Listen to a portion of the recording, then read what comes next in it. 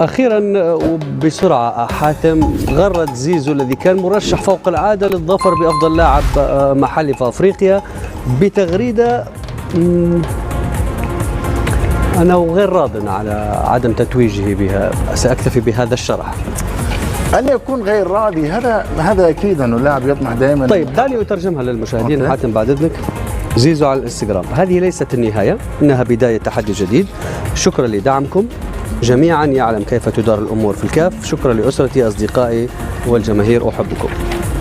هي يمكن كيف تدار الأمور في الكاف هذه غير جيدة. إذا أنت اليوم تشكك في الفائز، وغدا تقدر تفوز بها أنت، وسيقول واحد ثاني أنك أنت كذلك لا تستحق، ونعرف الأمور كيف تدار في الكاف. فهو الإنسان حتى وإن كان في أخطاء في الكاف، احنا لا ننزه الكاف، في الأخير الواحد لابد يكون عنده روح رياضية، يتقبل الأمر كما هو ويسعى في أن يعود في الموسم الذي يليه بشكل أقوى.